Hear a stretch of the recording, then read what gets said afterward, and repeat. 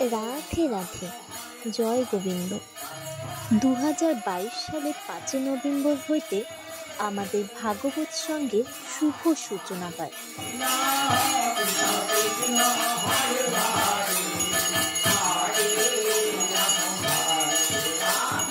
এখানে প্রত্যেক সন্ধ্যা 7টা হইতে ধর্মীয় গান বাজনা ও ভাগবত পাঠ এবং পূজা আরতি অনুষ্ঠিত হয়। এছাড়া প্রত্যেক পূর্ণিমার মধ্যাহ্নে মহাপ্রভুর ভোগ হয়।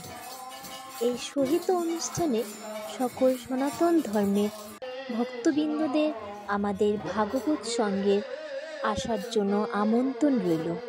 আমাদের ঠিকানা 27 নম্বর ওয়ার্ড, দেবীনগর, রায়গঞ্জ, উত্তর দিনাজপুর। রাধে রাধে।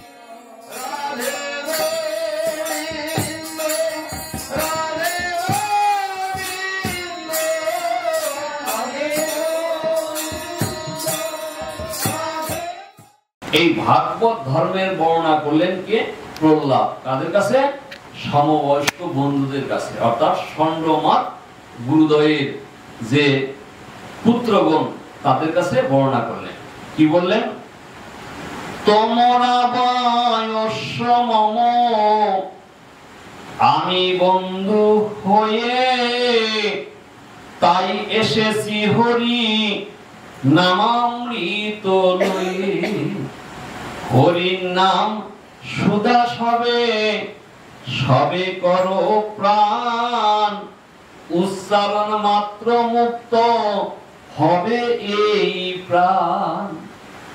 দুর্লভ মানব জন্ম সর্বজন্মই সার, ধর্মই সংকল্প করিলেই বিচার। বলছে দুর্লভ মানব জন্ম সর্বজন্ম সার। কে বলছে? প্রহ্লাদ। কাদেরকে বলছেন? সমবয়স্ক বন্ধুদের। কেন এই মানব জন্মকে দুর্লভ জন্ম বললেন? যে পৃথিবীর প্রত্যেকটি মানুষ আমরা 84 লক্ষবার জন্মগ্রহণ করছি, 9 লক্ষবার জলের জীব হিসাবে, 11 লক্ষবার কৃমিজনিতে, 30 লক্ষবার বৃক্ষজনিতে, 10 লক্ষবার পক্ষীজনিতে, 20 লক্ষবার পশুজনিতে। এইভাবে আপনার আমার প্রত্যেকের 80 লক্ষবার জন্ম অতিবাহিত হয়ে গেছে। 4 লক্ষবার মনুষ্য জীবন, তবু শাস্ত্রে বলছে 3,99,099 বার আমরা নিচু শ্রেণীর জীব। আমরা ইতিহাসে পড়েছি আদিম যুগের মানুষেরা গাছের ছাল পড়তো, কাঁচা মাংস খেত। এগুলো একদিন আপনি আমি ছিলাম। এত জন্ম অতিবাহিত হয়ে আমরা মানুষ রূপে জন্মগ্রহণ করছি। মানুষ রূপে জন্মগ্রহণ করলেই তো মানুষ হওয়া যায় না। শাস্ত্রে বলছে আহার নিদ্রা আলস্য মৈথুন, এই 4টা ক্রিয়া অন্যান্য প্রাণীদের আছে, মানুষের মধ্যে আছে। যেমন পশু পাখি কীট পতঙ্গ তারা আহার করে, আমরাও আহার করি। পশু পাখি কীট পতঙ্গ তারা ঘুমায়, আমরাও ঘুমাই। পশু পাখি কীট পতঙ্গ তাদের বংশবৃদ্ধি আছে, সন্তান সন্ততি আছে, আমাদেরও সন্তান সন্ততি আছে। পশু পাখি কীট পতঙ্গ তারা ভয় পায়, আমরাও ভয় পাই। এখন আমাকে যদি কেউ বলে পশু পাখিও যা তুমিও তাই, তা আমরা তো তা বিশ্বাস করবো না, তাই না? যে পশু পাখি কীট পতঙ্গ যা আমরাও তাই, আমরা তা বিশ্বাস করবো না। কেন বিশ্বাস করবো না? আমরা যেহেতু মানুষ, তাই না? কিন্তু শাস্ত্রে বলছে মানুষ হলেই তো, মানুষের আকৃতি হলেই তো মানুষ হওয়া যায় না। সেই জন্য শাস্ত্রে বলছে দিবস রজনী আবল তাবল পাশাল কাটতে পারো, তার মধ্যে কি কখনো গোবিন্দ বলতে নারো? ভজিব বলিয়া আইলি ভাবে ভুলিলি কি সুখ পেয়ে। বলছে ভজিব বলিয়া আইলি ভাবে ভুলিলি কি সুখ পেয়ে। আপনি আমি প্রত্যেকে একটা কথা দিয়েছিলাম। কখন কথা দিয়েছিলাম? যখন আমরা মায়ের গর্ভে ছিলাম, আমাদের বয়স ছিল 7 মাস। তখন গোবিন্দের সাথে আমাদের দেখা হয়ে যায়। দেখা হলে গোবিন্দকে বলি কি, এই যে মায়ের গর্ভে মল মূত্র আবর্জনা কত কষ্ট করছি, এখান থেকে পৃথিবীতে পাঠিয়ে দাও, পৃথিবীতে গিয়ে তোমার নাম গুণগান করব। কিন্তু যখন পৃথিবীতে আসি, পিতা মাতার স্নেহ আদর ভালোবাসা পেয়ে সে কথা আমরা ভুলে যাই। তাই ভক্তি বিনোদ ঠাকুর আক্ষেপ করে বলছে যে ভুলিয়া তোমারে সংসারে আসিয়া আমি পেয়ে নানাবিধ ব্যথা, আসিয়াছি আমি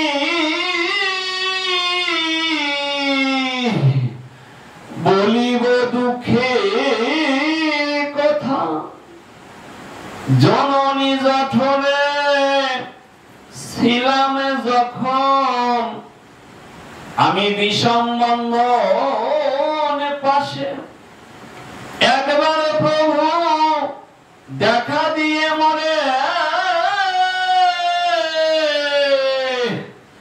বঞ্চিলে দিন দাসে, জনম হলো পরিমায়া জালে, আমার জ্ঞান না হলো তব আরে কত দিনে জ্ঞান পজিল,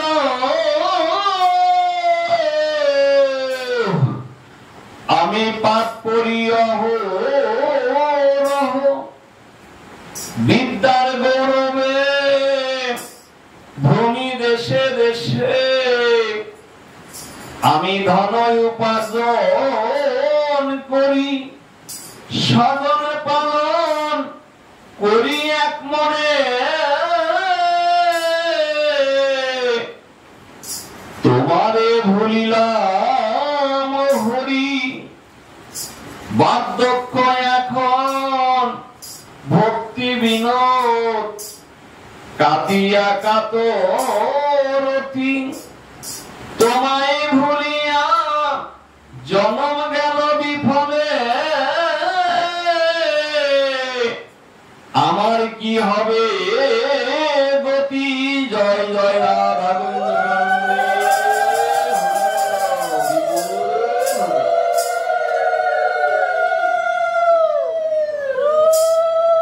অর্থাৎ আমরা যখন মায়ের গর্ভে ছিলাম, আমাদের যখন 7 মাস বয়স ছিল, তখন গোবিন্দকে কথা দিয়েছিলাম যে মায়ের গর্ভে মল মূত্র আবর্জনা আমি কত কষ্ট করছি, এখান থেকে পৃথিবীতে পাঠিয়ে দাও, সেখানে গিয়ে তোমার নাম গুণগান করব। কিন্তু পৃথিবীতে এসে পিতা মাতার স্নেহ আদর ভালোবাসায় সেই কথা দেওয়া কথাটা আমরা ভুলে গেছি। পিতা মাতা আমাকে লেখাপড়া করাতে শুরু করলো, এই লেখাপড়া করতে করতে বিদ্যা অর্জন করতে করতে আমি বড় হয়ে গেলাম, আমার চাকরি বাকরি হয়ে গেল। চাকরি বাকরি হওয়ার পরে পিতা মাতা কি করলো, আমাদেরকে বিবাহ দিল। এবার বিবাহ দেওয়ার পরে সন্তান সন্ততি হলো। এই করতে করতে সন্তান সন্ততি লালন পালন করতে করতে যে আমার বয়স হয়ে গেল, চুল পেকে গেল, দাঁত পড়ে গেল, চোখে দেখি না, কানে শুনি না, এখন তাই আক্ষেপ করে বলছে ভক্তি বিনোদ ঠাকুর তার পদাবলী, তোমায় বলিয়া জন্ম গেল বিফলে, আমার কি হবে গতি। এটা শুধু ভক্তি বিনোদ ঠাকুরের কথা নয়, আমরা যারা যারা ভাগবত শ্রবণ করছি সকলেরই আমাদের একই ওই ভক্তি বিনোদেরই কথা, তোমায় ভুলিয়া জন্ম গেল বিফলে, আমার কি হবে গতি।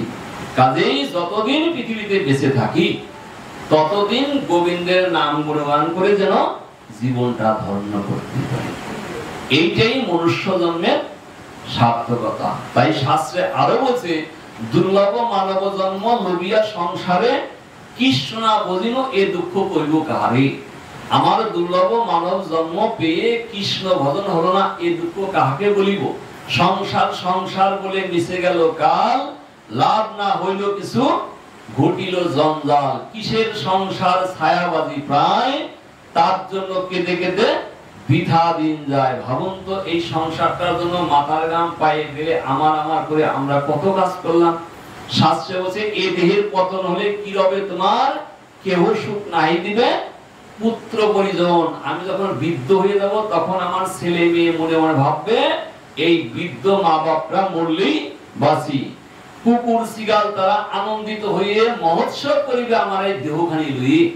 কোন কোন মানুষ অ্যাক্সিডেন্ট হয়ে রাস্তাঘাটে পড়ে থাকে, পিতা মাতার খবর থাকে না। এই দেহের এই পরিণতি ভাবুন একবার। অতএব নিত্য কৃষ্ণ ভক্তি করুন, সন্ধান রাধা গোবিন্দ প্রেমানন্দে।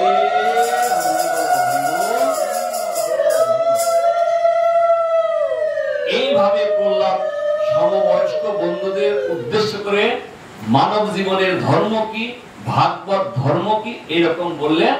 আরো বললেন কি, যে সদা সর্বদা বিশেষ করে এই কলিযুগে নাম সংকীর্তন করা একান্ত কর্তব্য। হরির নাম কৃষ্ণ নাম বলো অবিরাম। কি অবিরাম বলতে হবে? হরির নাম কৃষ্ণ নাম। কারণ এই আমরা কলিহত জীব, চারটি যুগ, সত্য তেতা দাপর কলি। সত্য যুগের ধর্ম ছিল ধ্যান তপস্যা, ধ্যান তপস্যা দ্বারা ভগবানকে লাভ করা যেত। ত্রেতা যুগের ধর্ম ছিল যাগ যজ্ঞ, অশ্বমেধ যজ্ঞ, গোমের যজ্ঞ, নরমের যজ্ঞ। দাপর যুগের ধর্ম ছিল পূজা পাঠ, কি পূজা পার্বণ। কলি যুগের ধর্ম কি? হরির নাম সংকীর্তন।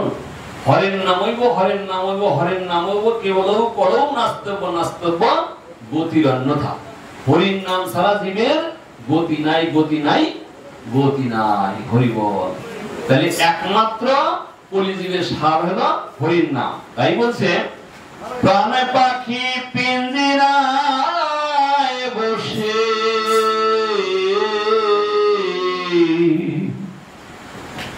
একবার গাউরে হরি নাম, একবার অন্তরে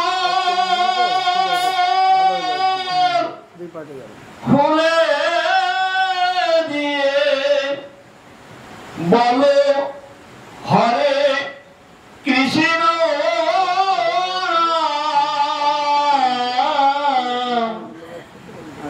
গাউরে হরি নাম। প্রাণে পাখি পিঞ্জিরায় বসে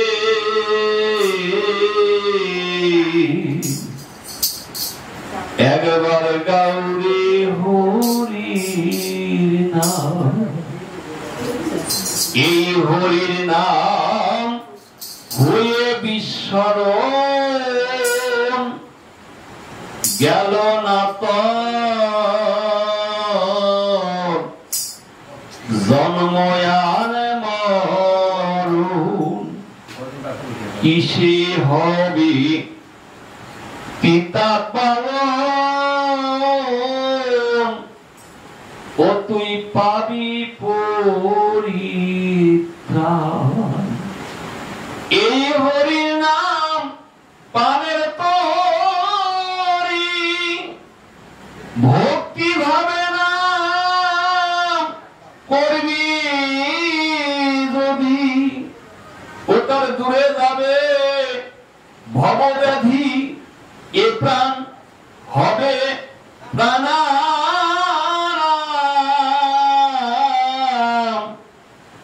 গাউরে হরির নাম। প্রাণে পাখি পিঞ্জিরায় বসে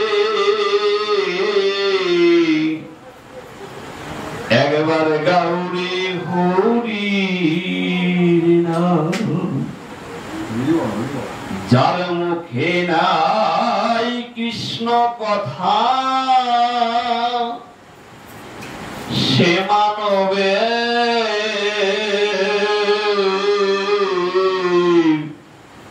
জন্মই বৃথা।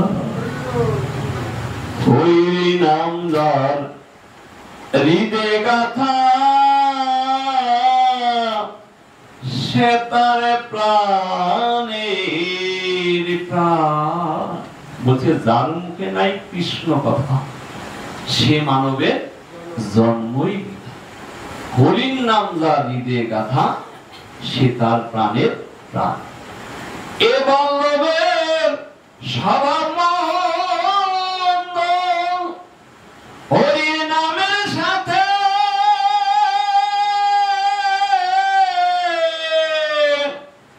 নাই সম্বন্ধ। তুমি কৃপা করে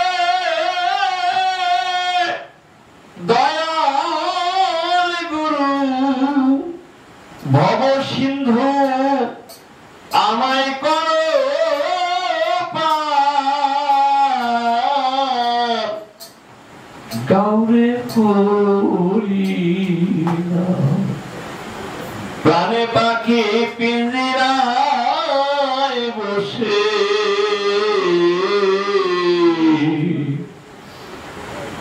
একবার গাউরে হরি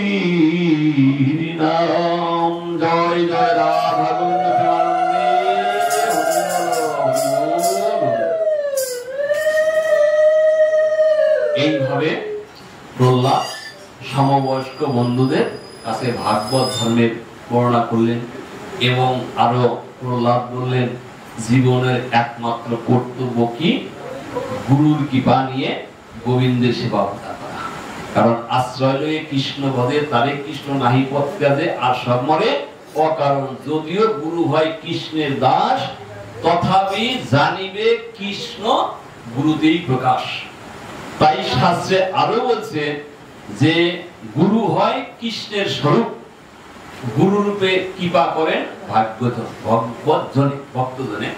এইভাবে প্রহ্লাদ ভাগবত ধর্মে বর্ণনা করলেন। বর্ণনা করার পরে সেই যে ষণ্ডমার হৃদয় তারা দেখলে এসে যে এই প্রহ্লাদ যে ভাগবত ধর্মের বর্ণনা করলেন, হরির নামের বর্ণনা করলেন, তাদের সাথে শাস্ত্রে বলছে না সাধু সঙ্গ সর্বশাস্ত্রেই বলে লবমাত্র সাধু সঙ্গ কৃষ্ণ প্রাপ্তি হয়। পরশমণি পরশের লোহা যেরকম শোনা হয়ে যায়, সাধু সঙ্গের এহেন মহৎ গুণ 64 প্রকার সাধনাঙ্গ, তার মধ্যে প্রথমে বলছে সাধু সঙ্গ। তাই আজকে ষণ্ড আমার হৃদয়ের যে পুত্রগণ তারা আজকে ভক্ত প্রহ্লাদের সংস্পর্শে, তারা রাজনীতি জটিলতা কুটিলতা মারামারি পরনিন্দা পরশতা সব ভুলে গিয়ে তারা প্রত্যেকে কি করছেন ওই প্রহ্লাদের সাথে দুভোগ উত্তোলন করে তারাও কি করলেন নাম করতে শুরু করেন, হরি বল হরি বল হরি বল। এই দৃশ্য দর্শন করে ষণ্ডমার হৃদয় পুনরায় গিয়ে হিরণ্যকশিপুর কাছে উপস্থিত হলেন। বলিহারি তোমার পুত্র এ যেন জাদু জানে, কেননা আমাদের পুত্রগণ জীবনে কোনদিন হরির নাম করে না, কৃষ্ণ নাম করে না, ভগবানের নাম করে না। আজকে তোমার পুত্রের সংস্পর্শে এসে আমাদের পুত্রগুলো তারা দুবাহু তুলে হরির নাম করছেন। তুমি এর একটা বিধি ব্যবস্থা করো, আমাদের দ্বারা কোনো ক্রমেই ভগবানকে যে ভুলিয়ে দিব তোমার প্রহ্লাদের কাছ থেকে কিন্তু কোনো ক্রমেই সম্ভব না। তখন সেই প্রজাদের বললেন হিরণ্যকশিপু যে এই প্রহ্লাদকে নিয়ে আসো, এইবার আমি কি করব, প্রহ্লাদকে নিজের হাতে আমি মারব। যখন এই কথা বললেন তখন প্রজারা রক্তিম নয়নে চোখগুলো লাল লাল করে ক্রোধ ভরে প্রহ্লাদকে ধরে আনতে গেলেন। তখন প্রহ্লাদ বলছে সমবয়স্ক বন্ধুদের, দেখো আমার পিতা পাপিষ্ঠ দস্যু প্রজাদের পাঠিয়েছে আমাকে মারবার জন্য, তোমরা কিন্তু কেউ ভয় পাবে না, তোমরা সদা সদা দুহাত করে বলবে হরে কৃষ্ণ কৃষ্ণ কৃষ্ণ হরে হরে, হরে রাম রাম রাম হরে হরে। এইভাবে যখন প্রজারা প্রহ্লাদকে রাগ করে ক্রোধ করে মারবার জন্য আসলেন, এসে কি করলেন সোজা প্রহ্লাদের চুল ধরলেন, চুল ধরে টানতে টানতে টানতে টানতে নিয়ে গিয়ে কি করলেন হিরণ্যকশিপুর পায়ের তলায় ফেলে দিলেন। হিরণ্যকশিপু বলছে তুই জানিস আমি কে? স্বর্গ মর্ত ত্রিভুবনের মালিক আমি। কে বলছে? হিরণ্যকশিপু। প্রহ্লাদ তিরস্কার করে উচ্চ কণ্ঠে বলে দিলেন, পিতা তুমি এটা ভুল বলছো, স্বর্গ মর্ত ত্রিভুবনের মালিক একমাত্র অনাদি গোবিন্দ ভগবান শ্রীকৃষ্ণ। তুমি দম্ভ অহংকার ত্যাগ করে তার চরণে দাস হয়ে তার সেবা পূজা করো, তুমিও বাঁচো আমিও বাঁচি। এই কথা যখন প্রহ্লাদ বললেন তখন হিরণ্যকশিপু বলছে তুই বলছিস প্রহ্লাদ স্বর্গ মর্ত ত্রিভুবনের মালিক তোর কি ভগবান? বলতো তোর ভগবান থাকে কোথায়? প্রহ্লাদ বলছে পিতা তুমি ভুল কথা বলছো, আগে বলো ভগবান নাই কোথায়। স্বর্গ মর্ত ত্রিভুবন কীট পতঙ্গ থেকে শুরু করে এমন কোন জায়গা নাই ভগবান নাই, ভগবান সর্বত্র বিরাজমান। হিরণ্যকশিপু বলছে প্রহ্লাদ তাহলে তোর ভগবান আমার এই আলোয় আছে? বলছে হ্যাঁ এই আলোয় আছে। এই যে স্ফটিক স্তম্ভ, এই স্ফটিক স্তম্ভের উপরে ভগবান আছে? প্রহ্লাদ বলছে হ্যাঁ এই স্ফটিক স্তম্ভের উপরে ভগবান আছে। ভগবানের রূপ কয়টি? অর্থাৎ তিনি হলো নিরাকার এবং সাকার, দুই রূপ।